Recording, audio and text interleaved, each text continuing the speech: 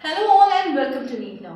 NEET now में हम बात करें छोटे टॉपिक्स की और उसी में क्लास 12 के बायोडाइवर्सिटी एंड कंजर्वेशन से आज हम देखेंगे how do we conserve biodiversity. यानी कि जो हमने अभी तक बायोडाइवर्सिटी के बारे में इतना कुछ पढ़ा है, कितनी इम्पोर्टेंट है, कैसे लॉस हो रहा है उसमें, अब उसको कंजर्व करने के तरीके क्या हैं।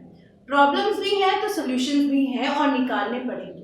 तो ऐसे में दो मेजर तरीके हैं, एक है आपका इन सीटू, एक है आपका एक्स सीटू। इन सीटू यानी कि ऑन द साइट, जहां पे आपकी जो डाइवर्सिटी है, बायोडाइवर्सिटी, जहां पे प्रॉब्लम हो रही है उसी पर्टिकुलर जगह पे सोल्यूशन। एक्स सीटू उस जगह से हटा के, एक्स हटाना। क्यों? ये तब होता है जब आपकी कोई स्पीशीज बहुत ही ज़्यादा खतरे में आ जाती है या एकदम एक्सटिंक्शन की कगार पे आ जाती है या ऑलरेडी एक्सटिंक्ट हो चुकी है but somehow you were able to save it. तो ये है आपका एक्स सीटू। पहले हम इन सीटू की बात करेंगे। इन सीटू जैसे कि हमको पता है सारी कंट्रीज के लिए अपनी बायोडाइवर्सिटी को बचा के डेवलपमेंट की राह पे चलना बहुत ज़्यादा डिफिकल्ट है। डेवलपमेंट भी चाहिए, पॉपुलेशन हमको पता है कितना ज़्यादा तेज़ी से बढ़ रही है।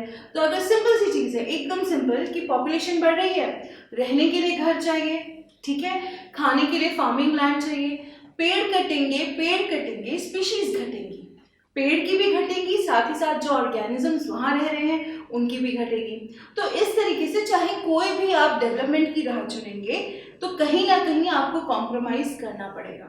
तो ऐसे में कुछ चीज़ें ऐसी सोची गई कि थोड़ा सा हम इसको डिफरेंट करते हैं। किसी अगर पर्टिकुलर स्पीशीज पे बहुत ज़्यादा रिचनेस है तो हम उसको सेव कर लेते हैं, उस एरिया को ही सेव कर लेते हैं। बहुत ज़्यादा इकोलॉजिस्ट एंड सोशियो बायोलॉजिस्ट ने मिलके ये एक प्लान निकाला विच इज बायोडाइवर्सिटी हॉटस्पॉट्स।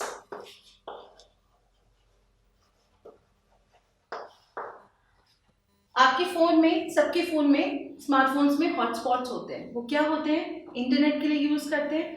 तो जिसका भी हॉटस्पॉट ऑन होता है, कैसे सब लोग उसके पास आ जाते हैं ना इंटरनेट शेयरिंग के लिए, वैसे ही बायोडाइवर्सिटी हॉटस्पॉट्स बनाए गए जहाँ पे पर्टिकुलर रीजन्स पे एंडेमिज्म बहुत ज़्यादा था। एंडेमिज्म यानी कि वहीं की स्पीशीज़, वो स्पीशीज़ कहीं और नहीं मिलती है, ऐसी स्पीशीज़। साथ ही साथ वहाँ एक्सटिंक्शन का खतरा भी ज़्यादा था और बायोडाइवर्सिटी के लिए बहुत ज़्यादा रिचनेस थी। तो ये 3-4 पैरामीटर्स को कवर करते हुए अलग अलग हॉटस्पॉट्स बनाए गए।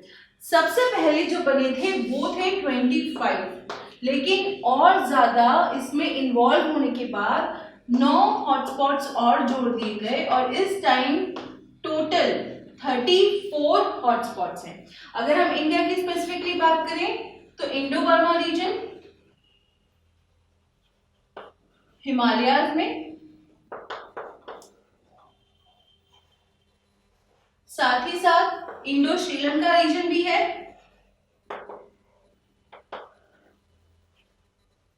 और सबसे इंपॉर्टेंट वेस्टर्न घाट्स।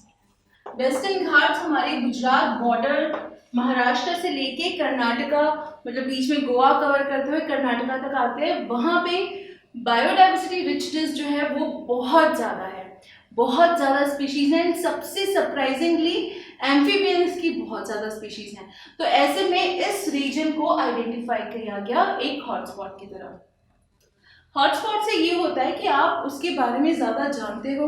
वहाँ पे अलग अलग तरीके के, जैसे अगर आप कभी वेस्टर्न घाट्स में गए हैं, जैसे मैं गई हूँ, तो वहाँ पे आपको जगह जगह इंडिकेशंस बोर्ड्स मिलेंगे कि यहाँ पे आप एनिमल्स के साथ इंटरैक्ट नहीं कर सकते, यहाँ पे आप एक फूल भी नहीं तोड़ सकते हो, ठीक है। साथ ही साथ अगर कोई वहाँ एनिमल है आप हंटिंग नहीं कर सकते हो। ये बोर्ड्स बकायदा वहाँ लगे हुए हैं ताकि लोग वहाँ पे कुछ और नुकसान ना पहुँचाएं। तो इस तरीके से बायोडाइवर्सिटी हॉटस्पॉट्स जो हैं वो यही काम करते हैं कि जितनी भी हमारी स्पीशीज़ हैं हम उनको संभाल सकें। जो डिक्लाइन हो रहा है, जो एक्सटिंक्शन हो रहा है, मास एक्सटिंक्शन 6, इसको किसी तरह रोक सकें। सबसे इंटरेस्टिंग बात यह है कि जो 34 हॉटस्पॉट्स हैं ये सिर्फ 2% ऑफ द एरिया है, यानी कि टोटल अर्थ पे जितना लैंड है उसका सिर्फ 2% एरिया है, लेकिन इन्होंने 30% तक स्पीशीज को संभाल के रखा हुआ है। यानी कि जो मास एक्सटिंक्शन में हम लोग इतना डर रहे हैं कि स्पीशीज डिक्लाइन हो रही हैं, उसमें ये कितने ज़्यादा कारगर हैं। यही नहीं, इसके अलावा भी बहुत सारी ऐसे छोटी छोटी चीज़ें हैं जो की जाती हैं जिनसे एनिमल्स को, डिक्लाइनिंग पॉपुलेशन को, डिक्लाइनिंग स्पीशीज को हम संभाल सकते हैं। जैसे for example biosphere reserves,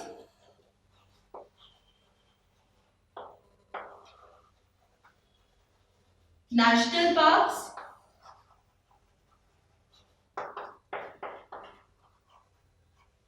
wild life sanctuaries, ये और भी कुछ विकल्प हैं जो कि आपकी जो बायोडाइवर्सिटी है उसको संभालने में हेल्प करती है। अगर हम बात करें इस टाइम इंडिया में जो आपकी टेक्स्ट बुक में लिखा है बायोस्फीयर रिजर्व्स हैं आपकी 14, यानी कि 14 ऐसे रिजर्व्स हैं जहां पे स्पीशीज बायोडाइवर्सिटी रिचनेस जो है वो बरकरार रखी गई है। साथ ही साथ नेक्स्ट अगर बात करें national parks, 90 national parks, 90 national parks all over India है। इसके अलावा 448 वाइल्ड लाइफ सैंक्चुरीज हैं जहां पे बहुत सारे एनिमल्स हैं। ठीक है, एक चीज और मैं आपको बताना चाहूंगी यहाँ पे कि इंडिया में बहुत टाइम से, अभी से नहीं बहुत पहले से हम लोग प्लांट्स की भी रक्षा करते आए हैं, फॉरेस्ट की रक्षा करते आए हैं। अगर हम अपने स्क्रिप्चर्स में देखें, वेद में देखें, इवन जो हमारी normal day to day life है, फेस्टिवल्स है, हम बरगद की पूजा करते हैं, हम पीपल पे दिया जलाते हैं, नीम हम लोग बहुत यूज़ करते हैं। तो ये सारी चीज़ों को एक तरीके से एक आदर या रिस्पेक्ट देने की हम लोगों में इनहेरेंट हैबिट है। यही चीज़ कंटिन्यू करते हुए बहुत सारी जगहों पे सेक्रेड ग्रोव्स हैं। क्या है? Sacred groves. ये जो सेक्रेड ग्रोव्स हैं, यहाँ पे एक एरिया होता है फॉरेस्ट का जो प्रिजर्व किया जाता है, जो संभाला जाता है। अब ऑब्वियस सी बात है, हम पेड़ों को संभाल रहे हैं तो हम उसमें रहने वाले एनिमल्स को भी संभाल रहे हैं। देखा जाए खासी एंड जयंतिया, ये मेघालय में एक जगह है। अगर खासी की आप बात करेंगे, खासी में तो इतने बड़े पेड़ हैं कि उनकी जड़ें जो प्रॉप रूट्स होती हैं बैनियन ट्रीज की, उनके ब्रिज यानी कि पुल बन गए हैं, लोग उन पे चल के जाते हैं, वो हेरिटेज साइट मानी गई है। खासी जयंतिया मेघालय में, वेस्टर्न घाट्स अगेन महाराष्ट्र और कर्नाटका में, सरगुजा, चंदा, बस्तर ये एरिया मध्य प्रदेश में, ऐसे अलग अलग जगहों पे बहुत सारी सेक्रेड ग्रोव्स हैं। अगर हम बात करें खासी और जयंतिया की, जो मेघालय में मैं बता रही हूँ आपको, वहाँ पे तो कुछ ऐसी स्पीशीज हैं जो सिर्फ और सिर्फ अब वही एरिया में बची हैं और कहीं भी वर्ल्ड में नहीं पाई जाती, बाकी जगह एक्सटिंक्ट हो गई हैं। सो यू अंडरस्टैंड कि जो सेक्रेड ग्रोव्स हैं वो कितनी इंपॉर्टेंट है। ये तो हो गया हमारा इन सीटू कंजर्वेशन। अब हम बात करेंगे एक्स सीटू की।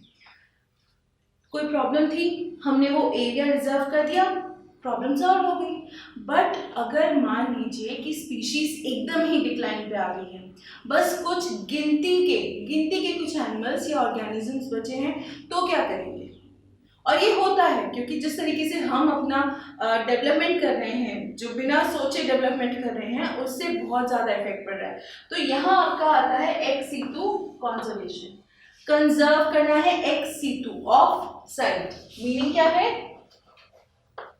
Of site. ठीक है, अब यहाँ पे हम लोगों को क्या क्या चीज़ें हैं, जैसे हम लोगों ने यहाँ तो देखा कि जहाँ पे है वो एंडेमिज्म जो है, जो स्पीशीज है वहीं पे हम सेव कर लेते हैं। यहाँ पे हम थोड़ा सा डिफरेंट हो जाते हैं। डिफरेंट यानी कि हम उस एनिमल को अलग हटा के प्लेस कर रहे हैं। तो वो कौन से हैं? जूस।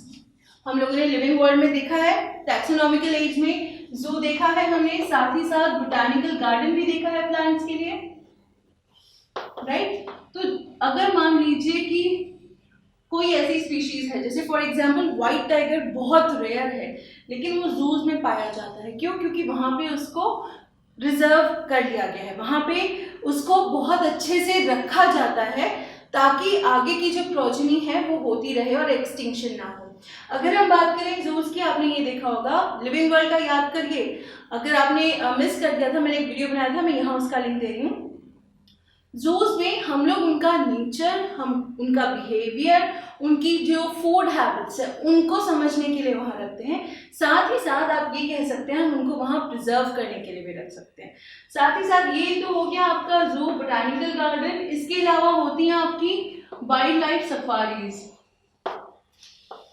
अगर आप कभी जिम कॉर्बेट नेशनल पार्क वगैरह गए हैं या फिर आप राजस्थान गए हैं, बहुत सारी वाइल्ड लाइफ सफारीज होती हैं जिसमें आपको एक केज में डाल के बहुत लंबे रास्ते पे घुमाया जाता है, जहाँ पे जो आपके बाकी के एनिमल्स हैं वो आराम से घूम रहे होते हैं। सो ये होती है आपकी वाइल्ड लाइफ सफारी। एकदम कॉन्ट्रास्टिंग बिहेवियर है यहाँ पे हम ऑन साइट करेंगे, याद रखना आपको। ये है आपका ऑन साइट, और ये जैसे कि मैंने आपको बताया एक्स सीटू कंजर्वेशन, ये आपका है ऑफ साइट, यानी कि वहां से हटा के। अच्छा, एक चीज और, अगर कोई स्पीशीज एकदम ही खत्म होने पे आ जा रही है तो क्या करेंगे? अब क्योंकि हम बायोटेक्नोलॉजी में एडवांस हो गए हैं, काफी सारे हम लोगों ने एक तरीके से मेथड्स ढूंढ लिए हैं, तो अब हम कर सकते हैं गैमेट प्रिजर्वेशन।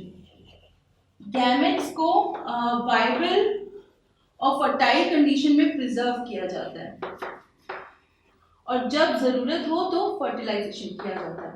तो ये क्रायो प्रिजर्वेशन टेक्निक के थ्रू पॉसिबल है। Cryo preservation technique,